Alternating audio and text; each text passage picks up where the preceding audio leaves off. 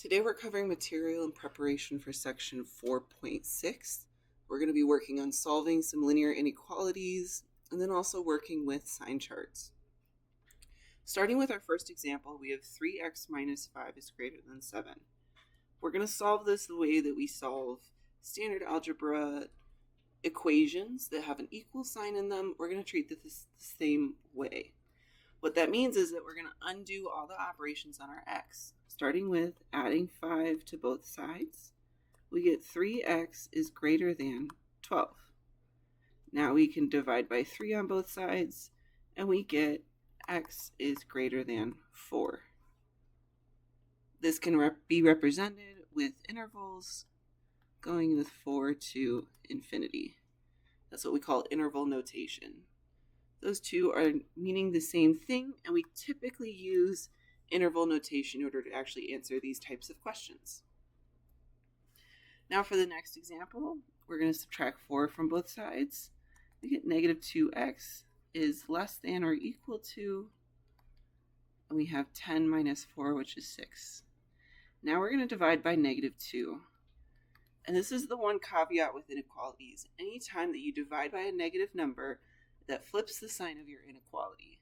So now we have x is greater than or equal to negative 3. To write this in interval notation, we would write negative 3, comma, infinity. We always use parentheses with the infinity. This time we use square brackets with the minus 3, since we have an or equals to in our inequality. So these are both the solution set to this problem.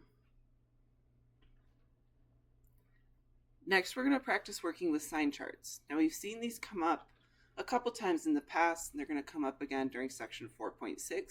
So this is just to have us get a little extra practice with them. We are asked to determine the sign of f of x in each interval of a number line that is partitioned by the zeros of f of x. So first off, to get the zeros, we need to take each of these binomials and set them equal to 0. X plus 3 equals 0. With this first one, we add 1 to both sides, we get x equals 1. With the other one, we get x equals minus 3. So what I want you guys to practice doing is sticking both of those on a number line at negative 3 and 1. And then you want to pick test points to plug into the actual function to see if we're going to be positive or negatives in those different intervals. So if I pick negative 4 and I look at f of negative 4, well, that's going to be negative 4 minus 1 is negative 5, and then negative 4 plus 3 is negative 1 squared. So that guy is going to be negative overall since I get negative 5. Now if we look at what happens when we plug in 0, f of 0 is negative 1, and then 3 squared. And so that comes to 9, which is positive. So we are positive in this interval.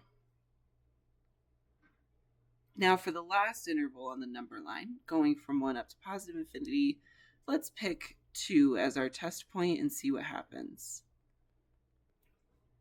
When I plug in 2, I'm now looking at 1 times and then 5 squared. If I plug in 2, I get 2 plus 3 squared, which is 5 squared. And so here I have 25, which is also positive. So essentially my number line goes negative, positive, positive. If I were to break it up at those two positions.